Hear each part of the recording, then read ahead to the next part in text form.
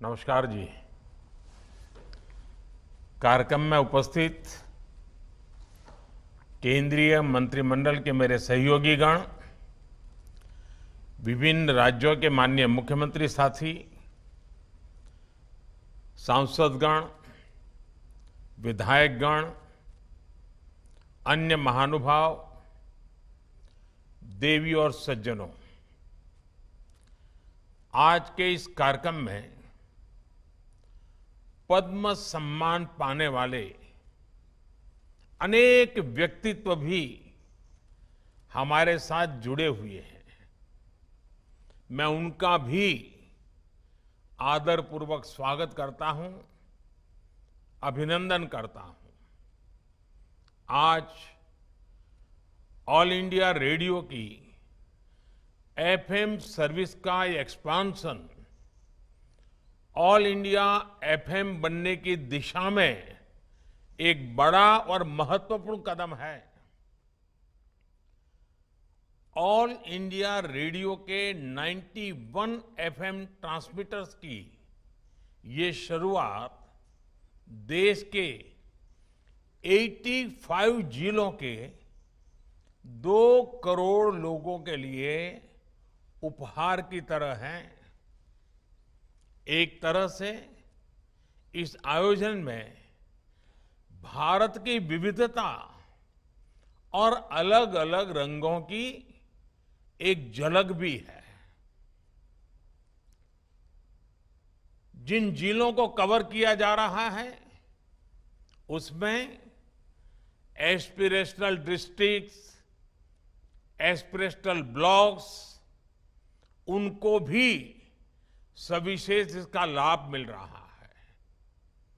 मैं all India radio को इस उपलब्धि के लिए बहुत बहुत बधाई देता हूं। इसका काफी लाभ हमारे नॉर्थ ईस्ट के भाई बहनों को होगा, युवा मित्रों को होगा। इसके लिए उन्हें मैं विशेष तौर पर बधाई देता हूं। साथियों, जब बात रेडियो और एफएम की होती है तो हम जिस पीढ़ी के लोग हैं, हम सबका रिश्ता एक भावुक श्रोता का भी है। और मेरे लिए तो ये भी खुशी है कि मेरा रिश्ता एक होस्ट का भी बन गया है। अभी कुछ दिन बाद ही मैं रेडियो पर मन की बात का 100वां एपिसोड करने जा रहा हूं। मन की बात का ये अनुभव देशवासियों से इस तरह का भावनात्मक जुड़ाव केवल रेडियो से ही संभव था। मैं इसके जरिए देशवासियों के सामर्थ्य से जुड़ा रहा, देश की सामूहिक कर्तव्य शक्ति से जुड़ा रहा। स्वच्छ भारत अभियान हो, बेटी बचाओ बेटी पढ़ाओ हो, या हर घर तिरंगा अभियान हो, मन की बात ने इन अभियानों को जन आंदोलन बना दिया। इसलिए एक तरह से मैं ऑल इंडिया रेडियो की आपकी टीम का भी हिस्सा हूं। साथियों, आज के इस आयोजन की एक और खास बात है। ये वंचितों को वरीयता की सरकार की नीति को आगे बढ़ाता है, जो अब तक इस सुविधा से वंचित रहे, जिन्हें बहुत दूर दराज में रहने वाला माना जाता था, वो अब हम सभी से और ज्यादा कनेक्ट होंगे। समय पर जरूरी जानकारी पहुंचाना हो, कम्युनिटी बिल्डिंग का काम हो, एग्रीकल्चर से जुड़ी मौसम की जानकारियां हो, किसानों को फसलों, फल, सब्जियों की कीमत की ताजा जानकारी हो, केमिकल खेती से होने वाले नुकसान की चर्चा हो, खेती के लिए आधुनिक मशीनों की पुलिंग हो, महिलाओं के सेल्फ हेल्प ग्रुप को नए बाजारों के बारे में बताना हो, या फिर किसी प्राकृतिक आपदा के समय पूरे क्षेत्र की मदद करना, इन एफएम ट्रांसमीटर्स की बहुत अहम भूमिका रहेगी। इसके अलावा एफएम की जो इंफोटेनमेंट वैल्यू है वो तो होगी ही। साथियों, हमारी सरकार निरंतर इसी तरह टेक्नोलॉजी के लोकतांत्रिकरण, डेमोक्रेटाइजेशन, इसके लिए काम कर रही है। भारत अपने सामर्थ्य का पूरा इस्तेमाल कर पाए, इसके लिए जरूरी है कि किसी भी भारतीय के पास अवसरों की कमी न हो। आधुनिक टेक्नोलॉजी को सभी के लिए एक्सेसिबल बनाना, अफोर्डेबल बनाना, इसका बहुत बड़ा माध्यम है। आज भारत में जिस तरह गांव-गांव तक ऑप्टिकल फाइबर पहुंचाया जा रहा है, मोबाइल और मोबाइल डेटा दोनों की कीमत इतनी कम हुई है, उसने एक्सेस टू इंफॉर्मेशन को बहुत आसान बना दिया है। आजकल हम देखते हैं देश के कोने-कोने में, गांव-गांव में नए डिजिटल एंटरप्रेन्योर्स बन रहे हैं। गांव के युवा गांव में रहते हुए ही डिजिटल टेक्नोलॉजी का लाभ उठाकर कमाई कर रहे हैं। इसी तरह जब हमारे छोटे दुकानदारों को, रेहड़ी पटरी वाले साथियों को इंटरनेट और यूपीआई से मदद मिली, तो उन्होंने बैंकिंग सिस्टम का लाभ लेना भी शुरू कर दिया। आज टेक्नोलॉजी की मदद से हमारे मछुआरे साथियों को मौसम संबंधी सही जानकारी सही समय पर मिलती है। आज टेक्नोलॉजी की मदद हमारे लघु उद्यमी अपने प्रोडक्ट्स देश के कोने-कोने में बेच पा रहे हैं। इसमें गवर्नमेंट ई मार्केट प्लेस यानी जेम से भी उन्हें मदद मिल रही है। साथियों, बीते वर्षों में देश में जो टेक रिवॉल्यूशन हुआ है, उसने रेडियो और विशेषकर एफएम को भी नए अवतार में गढ़ा है। इंटरनेट के कारण रेडियो पिछड़ा नहीं, बल्कि ऑनलाइन एफएम के जरिए, पॉडकास्ट के जरिए इनोवेटिव तरीके से सामने उभर करके आया है। यानी डिजिटल इंडिया ने रेडियो को नए लिसनर्स भी दिए हैं और नई सोच भी दी है। यही रिवॉल्यूशन आप संचार के हर माध्यम में देख सकते हैं।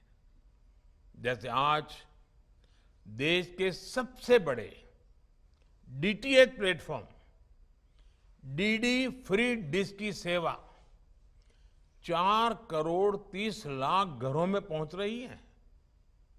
देश के करोड़ों ग्रामीण घरों में, बॉर्डर के पास वाले इलाकों में आज दुनिया की हर सूचना रियल टाइम में पहुंच रही है।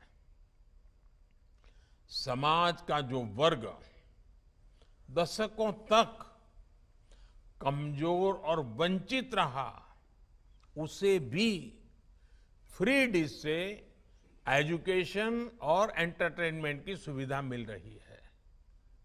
इससे समाज के अलग अलग वर्गों के बीच असमानता दूर करने और हर किसी तक क्वालिटी इंफॉर्मेशन पहुंचाने में सफलता मिली है।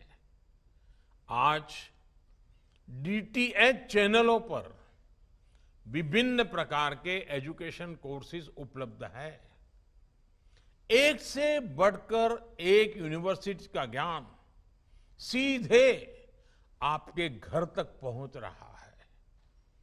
कोरोना काल में इसने देश के करोड़ों विद्यार्थियों की बहुत मदद की है।